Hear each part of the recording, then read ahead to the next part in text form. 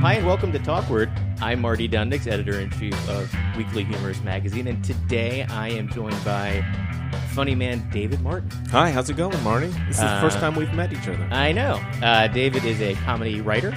Yeah, sure. Performer. Overeducated trivia person. Yes.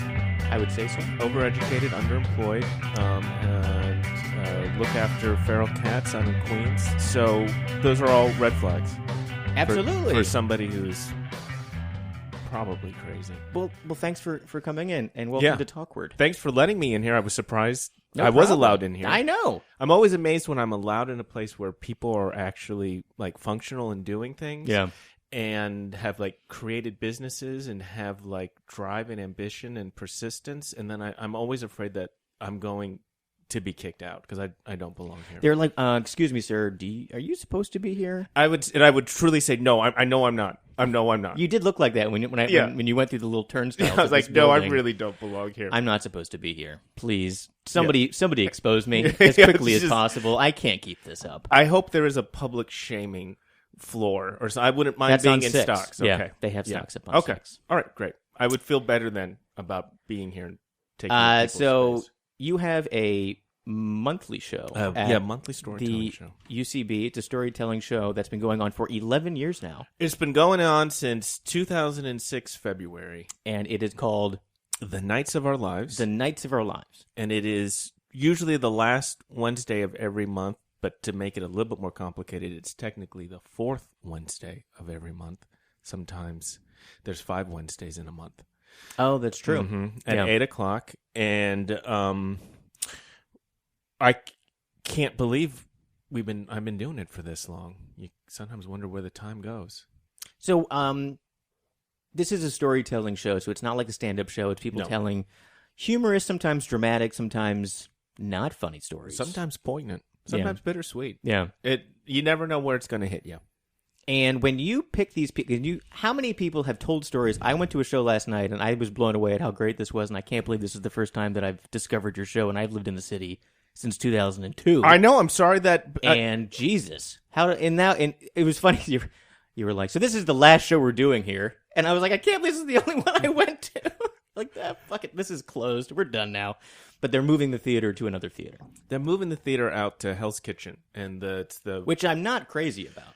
Yeah, we'll see. It's in a former theater known as the Pearl Theater. It's on 11th Avenue and 42nd Street. And for a variety of reasons, they did have to move. And so hopefully, were they just doing construction? Is the Gristides just like blowing up the building or something? Actually, there's exposed piping above the stage, and those are sewage pipes, and those have I have not been a part of one of these shows where the pipes have cracked and sewage has come out. Is that true? That's absolutely true. You're not being funny man right now? No. This is hashtag not a bit. And so you can see on the pipes where they've wrapped them up in plastic and so forth. That was years ago. That's actually not why they're moving. Okay. But it has to do with being ADA compliant, which is the American with Disabilities Act. Yeah. And yeah, that place is not ADA. No, and I guess from what I heard and from what Shannon, the artistic director, told everybody that they've been looking for a theater that was going to be ADA compliant, and they were starting to get complaints, etc. So, because just to make it makeshift, you'd have to just like put a slide in. Yeah, that's a lot of stairs. That's a lot of stairs. That's a lot of stairs. I'm theoretically able-bodied, and it's a while. Yeah. And I've definitely thought about after show maybe I should just squat here tonight. I don't think I don't want to go up these stairs. No. Anyway, that was a lot. So but we do this monthly storytelling show, and each show has a theme. And so the stories are theoretically supposed to revolve around that theme. So last night's show, in honor of Halloween coming up, the theme was nightmares. The September, our theme was, say, body issues. We do love travel, fathers, whatever.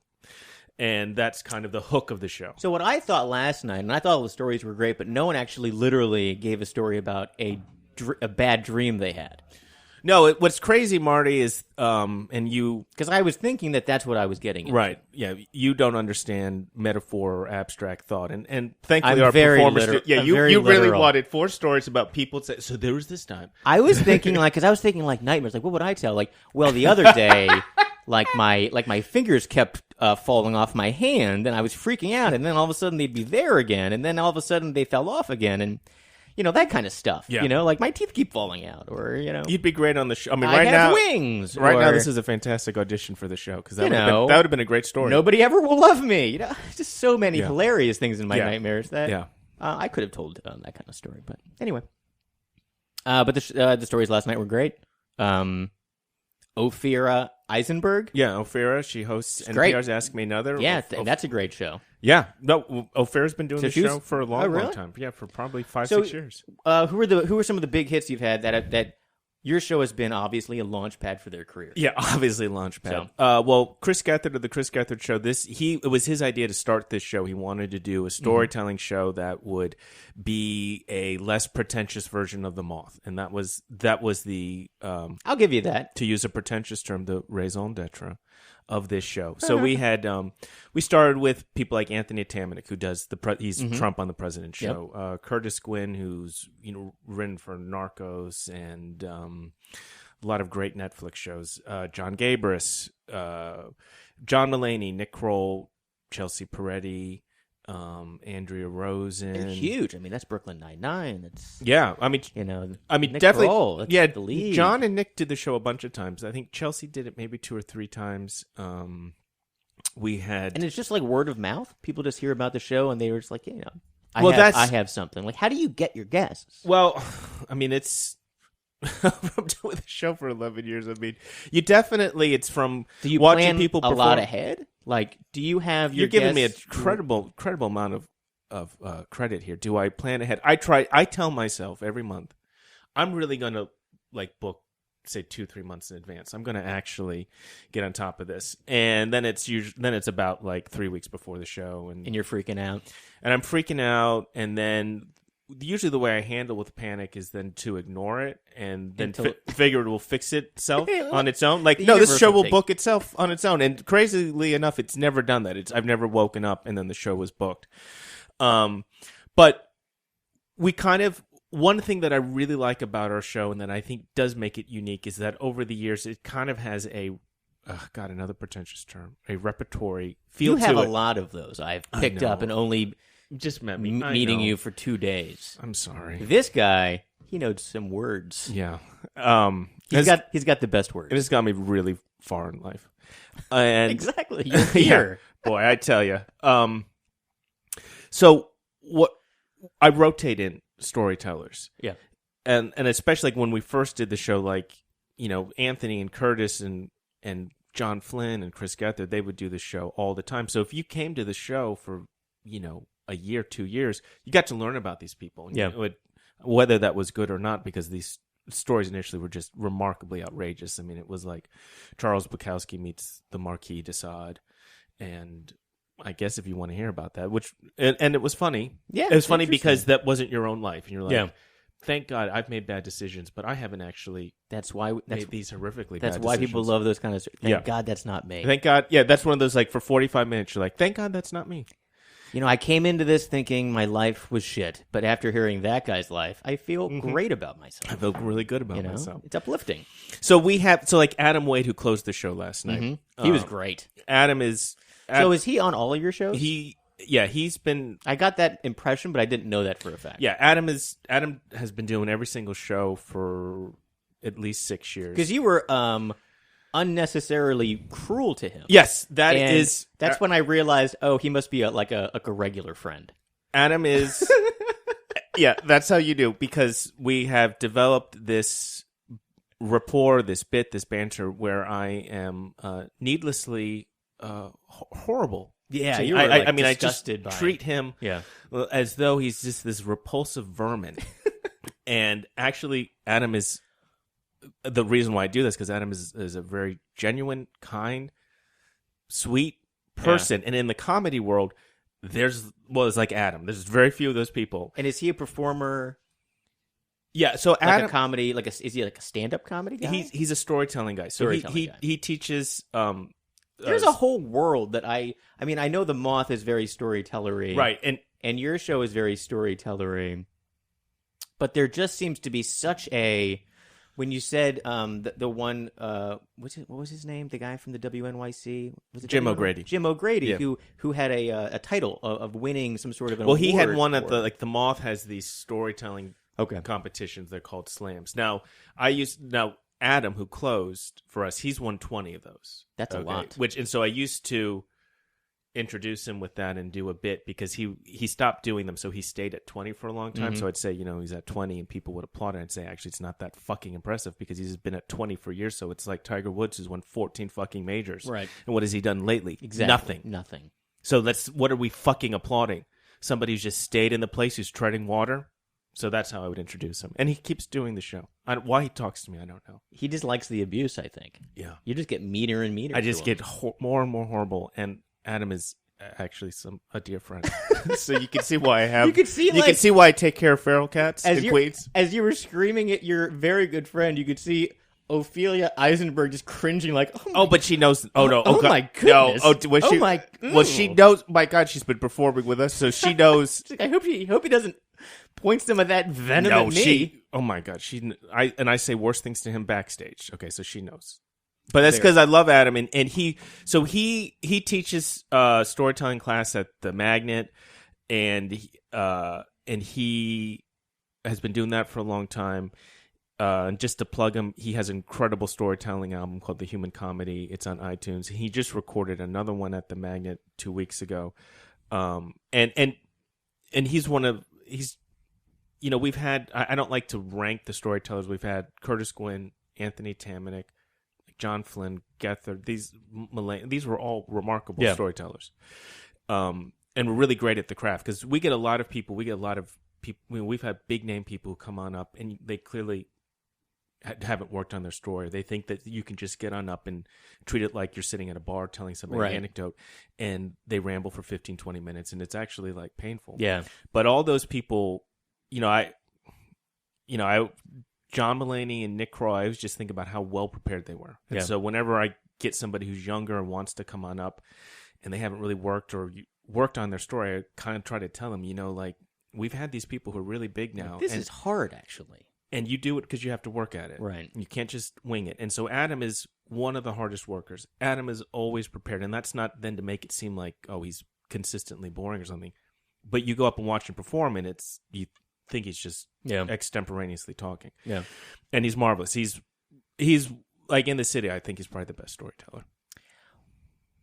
When you did your intro for the show last night, I was impressed just because I had never met you before, and we had almost met like 2 years ago through a mutual friend, and I finally got to go to your show last night, and I was blown away with how good your opening monologue was. Oh, well, thank you for saying that. You commit so hard to your idea, like you have this written out, and you're going to do it, and you know where you're going to go with your entire thing. Because I spent a lot of time working. Spent a lot of time working. How long did that take you to put that together? That's a lot. It takes solid amount of material. It takes a long time to write those. Yeah, I bet. It was very conceptual. And then I'm glad you liked it. Like you went to a point where you thought you were done, and then you went to the whole like the German version of your show, where the other, the other Felix Lugner, who hosts the show other places. And that, you committed to a German screaming accent so hard. It was. Thank you for saying that. Very impressive. Thank you. And the whole thing about the lie detectors and how they get their fingers cut off if they lie. That was a family member. It was five lies. 5 lies equals a family member. That's how they do it in Germany. It was great. Things haven't changed. And when you didn't say it, but I think you were thinking it when O'Grady said the wrong date.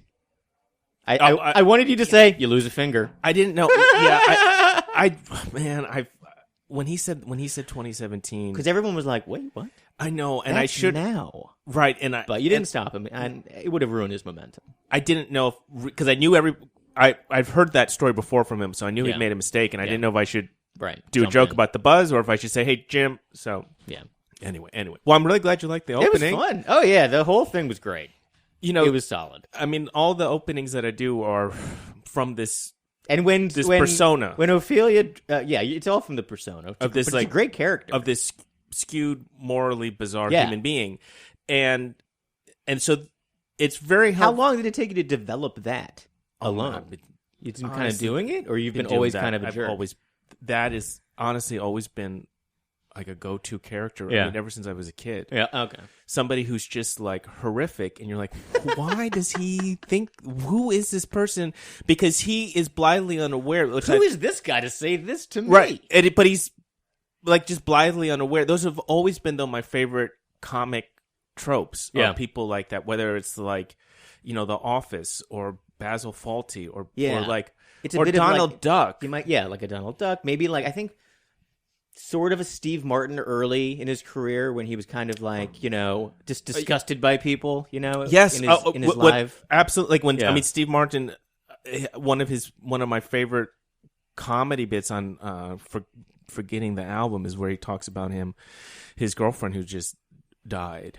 And she was drinking. I'm not going to do the whole thing, but like it ends with him. You think that she's died in a drunk driving accident. He's actually just shot her, and it's 90 seconds, and it's just absolutely brilliant. Yeah, and it's so horrific dry. and so dry, and everything is just from the perspective of like there's nothing wrong with what just occurred. Right. And so I probably get that from my parents and.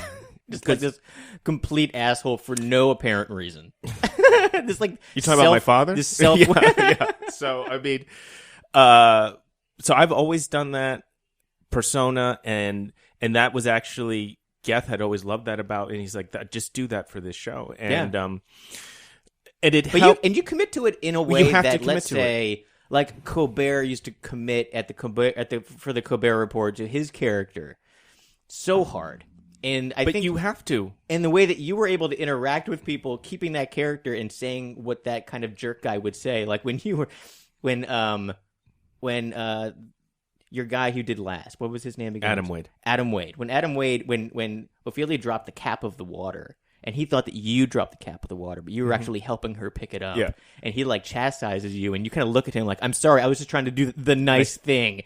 Right. And he turned it on him, and everyone just started laughing at him, and he was just like, but it was like a great moment of just like improv during this like serious story. It was a great break. Well, that's what Adam and I, that is the banter that we've established. But you have to commit, you do this show a lot of times and you get audiences, and man, it's so wonderful when you have an audience that has seen the show before, so they know what I'm going to do up top and they know it's going to be ridiculous. Yeah. And I don't have to like, in a way, win them over. But man alive, have I done shows where I'm up there and you have to commit to it 100%. And maybe I get 2 laughs. Yeah. And you can tell that the audience is like, what? Like, oh my God. Am I in the right show? Right. Is this a joke? Who is this guy?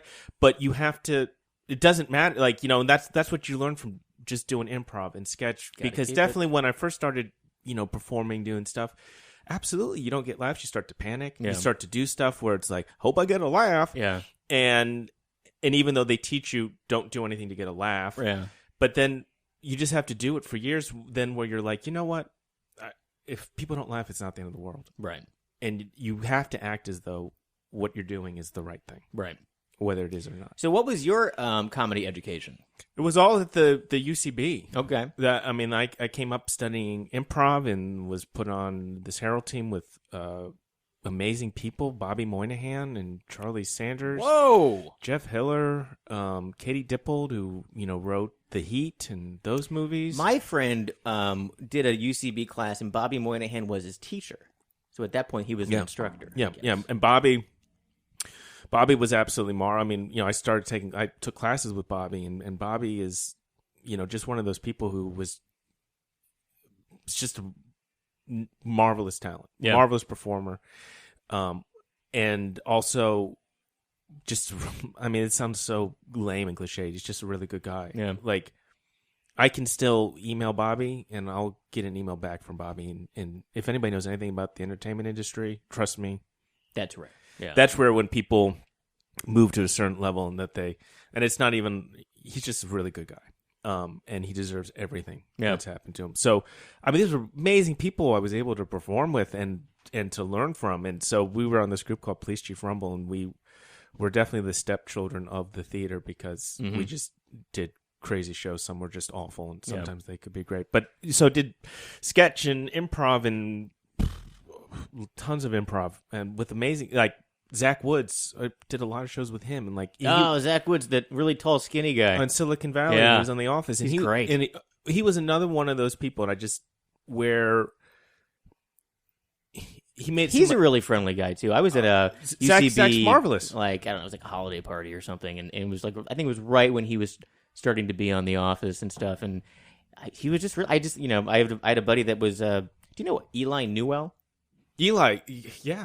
Yeah, so he's an old buddy of mine. From a long time ago. Yeah, he's in LA now, but for a long time he was running the Torco. Yeah. UCB Yeah, Torco. he used to book stuff for Nights of Our Lives to go on tour. Oh, really? It was nice. We get money, and they haven't booked us in a while. So if you're listening, please call David. Yeah. But I went. He would take me to the backstage, UCB parties and get me on the inside and stuff. And all those people, and he would be like, "Oh, Marty, I'll meet my friend so." And it was all like all the big guys who were on The Office and stuff now, and they were just like, "Oh, hey, nice." They were everyone's so friendly. Zach is something about the UCB improv family is they're not these individuals who think they're so much better. I don't know. It was just different because they all were just like they all came up in this kind of like comedy camp. Yeah. And they had that mentality when they're around all those people that they're just like silly, bunch of kids playing. Lots of really like good people. Yeah. But as with any place, you're going to encounter people that Sure. are, maybe not your favorite people, Maybe but not your favorite. but all these people, yeah, and just phenomenally talented. Yeah. And that's the other thing where you're like, wow, this person is. I always thought it must be like if you played football with, like, I can't stand him, but Tom Brady or Aaron Rodgers, and you're just like, oh, this is somebody that I just can't be like that. I can work as hard as I want, and these people work hard, but there's just something a little bit different. Yeah. And that would like I can move the chains. Like I can Right. maybe be like a good running back for not a champion. this guy, Yeah. but I'm not the quarterback. No, I'm not. So that was like performing with people like Bobby or Zach and stuff. Performing with them, it was like, wow, they're just a little bit different. Yeah, you're like, I hope I can support them and their crazy idea that they're about to say. Yeah, absolutely. Like, what are they about to say? Yeah. So when you're not performing, you're writing what you're going to perform. Yeah, I am. What are you writing that's not related to your storytelling show? Well, I wrote a book years ago called Office Speak. It's out of print. It was published by a real publisher. Wow. Yeah, Simon and Schuster. They had this division. That is a real publisher. Yes, this division. It doesn't really exist anymore. It's called Simon Spotlight Entertainment, and they published. It'd be funny if it was called Simon and Schuster Asterix, and it was just like an asterisk. So it's like, I have a publisher. It's asterisk. That's kind of how it felt, and that was a long time ago. They published a book called "He's Just Not That Into You." Do you remember that book? That was a that was a phenomenon. Right. That Office Speak was not. I would have taken 0.5% of the sales of "He's Just Not That Into You."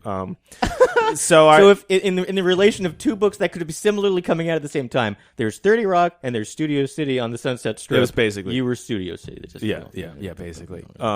But so what's an example of the type of book that Office Speak was like? Was it exactly what I'm thinking of? Like language that you use in the office? They let me, the editor was this great woman, Trisha Bukowski, and she basically gave me free reign. Like, it had to stick to some formulaic stuff. It was satirizing office culture, the language of the office. But I could also, like, the character that you enjoyed, he very much wrote this book. Okay. So no one liked that guy. Trisha liked it, and she said her boyfriend loved it. No. The guy at the office. Oh, the guy at the office. With a voice that you're speaking of. I mean, he's kind of the jerk of the office. He was kind of the jerk of the office, but he didn't know if anybody didn't like him. Right. So that book came out, and then, I mean, this is just a sad, pathetic story. But then you try to get other books written, and you pitch ideas, and you write proposals, and they don't, you meet with agents or you meet with publishers, But now you can self-publish. Yeah. You've always been able to self-publish. I love this, like, you've always been, it is called self-publishing. I write stuff at home that no one sees. That I publish myself. But you could publish a book and push a button and sell it on Amazon, Yeah, but where are you going to sell 3 copies, 4 or 5 copies? I don't know. There's people that write like crazy vampire fan fiction. They sell all kinds of stuff. They're weird YR Do I authors. want to be that crazy? I mean, I don't know. I'm not at that part of my life. You could take a break from taking care of feral cats for 10 minutes. You sicko. You sick fuck. You have no soul. So, I tried to write YA stuff. Have you? I got this like nice gig where I was basically, but you're doing everything on spec. Yeah. And and it was this people that published Pretty Little Liars. So I'm always able to define myself by more successful people or like publishers where it's like, so this thing that I did that didn't work out, it was kind of legitimate because they published like something that was really successful. Now that wasn't me, or like these are the people I've performed with who've gone on to like meteoric success. That's also not me, but that's just how I'm going to define. But I know myself. it's like 6 degrees of Kevin Bacon with me and successful people. Yeah, basically. Yeah. So my mom's often like, "So what happened?" I'm like, "I don't know. I really don't. I don't fucking know." There's times where you're like, "I've lived." It's like, what else is there? Are you a social media person? Well, I run here. God, I'm not, and I like Instagram. I'm on Instagram. Okay. And you're never even going to publish this because you're going to listen to this again and be like, "This." I was talking to somebody who needs to be in like Bellevue. I have 2 cats at home, Alistair and Pip, and I started this year and a half ago on Instagram. It's called Al for Prez, Al_4 FOR_ Prez PREZ. And it was him running for president. Cats running for president. And so I write. So that's a lot of writing I do, and I don't mean for that to sound crazy, but so I write serial stories, and I've kind of used Instagram in a way that, because I don't know how to do social media, Instagram isn't meant for, which is I'm going to write like quasi books on Instagram. So you take images of text and you put them on Instagram. No. I have a picture of my cat. You have a picture of your cat, so that the cat photo is the Instagram photo. That's the photo, and then the comment is the post is then the writing, and then I'll continue. And so like I've done, since nobody wants to publish anything. Yeah, no one's going to read that on Instagram. Well, I have actually developed a following? Yeah. How many people? 3,500. That's a lot of people. Well, God, it sounds great. But I worked. You actually have to work really hard on Instagram to get people to follow. And I have a nice interaction. At first I was like, "Oh my God, is this just going to be crazy cat people?" Yeah, but then like in one image gets how many likes? Well, it depends. For the cat for president, for Al for president. For Al. Well, can I ask, is Pip getting jealous? Oh, well, Pip. Well, first of all, Pip is his own character on Al for Prez, and his character is that he's basically a saint, and he has a heart of gold, and it's just like pure innocent Pip, and he's like shit on by the world. Okay, so he writes letters to God where he's like, "Dear God, like I don't know if you remember me. I'm Pip. My brother is Al. He ran for president because Pip loves his brother unconditionally. If Pip died, Al wouldn't care." Oh, and so David, you are a lunatic, but very nice. I am a lunatic. I know. So I try to tell, what is nice is when you get real people to read Al for Prez, and they're like, "Oh, it's not as," because it is. I don't really tell. You're like, this isn't as crazy as I thought it was. Let's take a look at this. Yeah, it's not as crazy as I thought it was. Is this an iPhone 4? Yeah, it sure is. Oh, man. I miss my iPhone 4 like crazy. It's so perfect. This is the perfect size of a phone. Right. That's why I've never felt compelled. I had to get this monstrosity SE, which is just long, and why? They made me change the charger port, which means I had like 30-pin, 40-pin connectors or whatever. Yeah. And then I got this, and I started buying these adapters for my 40-pin connector to go to the new, and I bought like 20 of these things. None of these work. They worked for like 10 days, and then they all broke. Now I got all these stupid adapters everywhere. I hate my stupid iPhone. Anyway, the camera's much better, though. I will give it that. Let me take a look at these crazy person photos. Okay, so this is Al for Prez. Those following at home, Al_4 FOR _Prez PREZ. This is a photo of your cat. Yeah, lots of different stories. You've got some NFL miniature plastic. I do that on Sundays. That's a more serious. You do this every Sunday for the NFL? Yeah. You commit, my friend. You commit hard. Well, what's nice is I get great interaction. Like what is so crazy is that God, you write things about every single game. Wow. Yeah, but that's just on Sunday. Here, let's find. No. This got 601 likes. Yeah. And lots of comments. And so people are really wonderful. And a lot of the comments, you're like, God, who are these people? They're much funnier than I am. And you feel like, and so it's actually been a lot of fun. And this is really funny. And this is a lot of writing that I do, and I wish I could figure out how to This is hilarious. Wow, this got translate it This into. was only 2 days ago. It's you know And this is about bro. I think that's the broing. you know outpost. the thing about Instagram is these people that become these Instagram celebrities, right? So they get all these followers. Yeah, I'm not one of them. And then they get so I want to see Alpha Prez sponsored by you know like I don't Marty, know Hershey's. Yeah. No, I would love it should be like Fancy Feast or Marty, some yeah. cat food. I don't know company. how to make that. I would love if that could happen.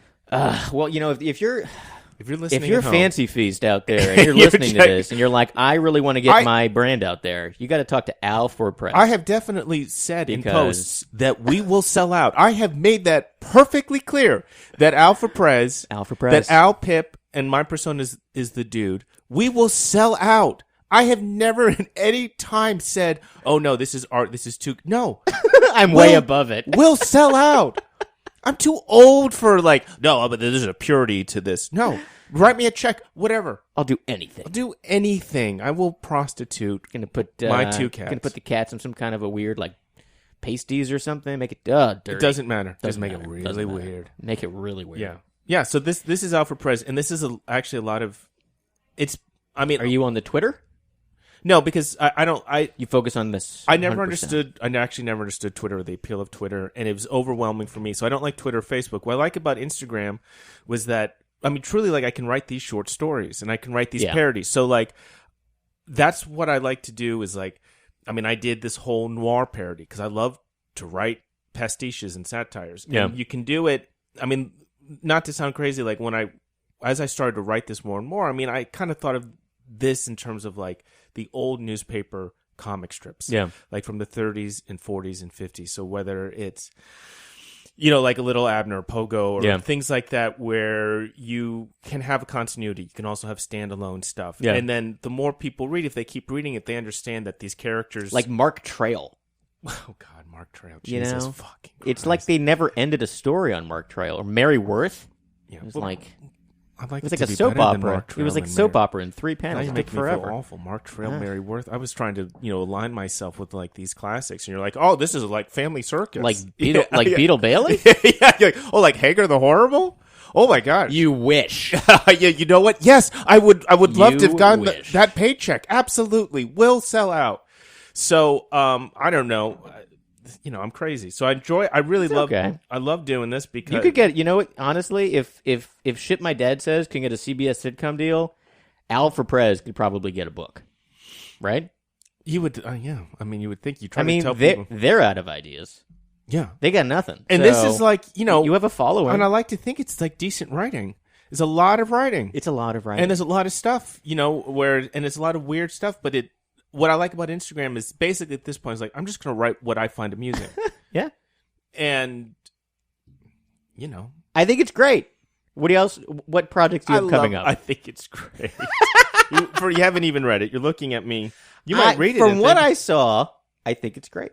But you haven't even read it. I'm going to put a link when we post this. It'll be on the site. Yeah. People can see that we aren't kidding, and that this isn't a joke. This isn't a joke. Very real. Yeah, this is very real. Yeah. But is it that, you're trying to tell yourself, is it that crazy? A.A. Milne wrote Winnie the Pooh, right? Nobody thought. No, this is not crazy. If you got That is so kind of you to say. if you got like a cat illustrator attached You to illustrate? This, I do. I don't know if I do cat. I actually know a guy that does cat paintings. Really? That would probably fit with this. Yeah, he's a guy named Matt Timms. He does cat paintings. Swear to God, I'll send you his info. But yeah, if he wants to illustrate an Alpha Prez book, you guys would actually get along. He does a thing called All the Bad Cats, and it's a series of just cat paintings. It's very interesting. Well, why aren't I meeting with Matt right now? Matt, I'll put that together. Yeah, I would love to see you guys make an actual. Clearly, book out I of this. legitimately like cats. Yeah, you like cats. He loves cats. Yeah, and I take care of these feral cats. We're gonna make this is the beginning of an actual development project. Yeah, where he's gonna illustrate cats. He'll illustrate Al and Pip for a book. That's gonna be. Do you have enough content for a book? I have 400 and some posts. That's pretty good. I have enough. Yeah, I do have enough content for a book. You're obviously. I have enough content for. There's just a lot of content. Yeah. It'd be trying to figure out what would make. And it's a storyline? There are standalone posts, and then there's serial stories, and then there's a lot of different things. This is very interesting. We've really peeled the onion on this Talkward. Oh, I forgot to do it, but I feel like all of this could equal one awkward story. Because you're supposed to tell me an awkward story on Talkward. I think we just did. My involvement. I feel like the past 35 minutes has just been one long awkward story. You can't tell me this hasn't been awkward. I mean, my God, you're like wringing blood from a stone if you now want me to tell an awkward story. It's like Yeah, I think we're good there. Yeah, please. So the info to wrap up every month at the UCB Theater is moving. Yeah, I mean, a night of our lives. The Nights of Our Lives. The Nights of Our Lives. It's gonna be at. Hopefully, it'll make the move to the UCB Hell's Kitchen. But we're on Facebook, Nights of Our Lives. We're on Twitter, NITES, Nights of Our Lives. I always say it's erratically maintained, which it is, so you won't be bombarded. You can obviously go to the UCB website. Yeah. And it's usually the last Wednesday of every month, 8:00. Mm-hmm. And I like to think it's always a good show. You get your money's worth. And I had a great time. I thought it was a great show, and I'll definitely go back. And I had never been to a live storytelling show like that before. I guess I'm really in more of the stand-up comedy world. And I thought it was amazing. I had a great time. I'm so glad to hear that. I felt moved. I felt entertained. I felt enlightened. So we great. Did our job. You did. It was great. Good. Well, thanks so much for being on Talkward. This is David Martin. Follow him on Instagram at Al_4 FOR_Prez PREZ, and you can learn about his cats and his writing with those cats and the storylines. What's the current? Is there like a cliffhanger right now with the story? There's not a cliff. There's a my buddy who's staying with me. We're broing it out. Okay, and so there's a bro storyline because Al. No, my buddy and myself, we're all broing it out, but we're excluding Pip. Pip is, again, it just gets shit on. Poor Pip. So Pip's trying to figure out how to bro out. Yeah, and he's actually just a gentle, sweet boy. So that's why you need to take advantage of it. We'll have to see what happens with that. We're all wondering what's going to happen with Pip. Yeah. So thank you very much for listening. This has been Talkward. I'm Marty Dundix, editor-in-chief of Weekly Humorist Magazine. Follow us at Weekly Humorist. Follow me at Marty Dundix. Get on our newsletter at weeklyhumorist.com. This podcast is distributed by Humorist Media. And thank you, David Martin, for being on here. It's my pleasure. Thank you, Marty. All right. We'll see you next time. Is this recording? Is this on? Testing? Testes? Oh, my. That's great. That's 1, 2, 3. Oh, my goodness. What? Oh, you could say that on a podcast? Yeah, you could say anything on a podcast. And the FCC? Well, it's because no one listens to them. Okay.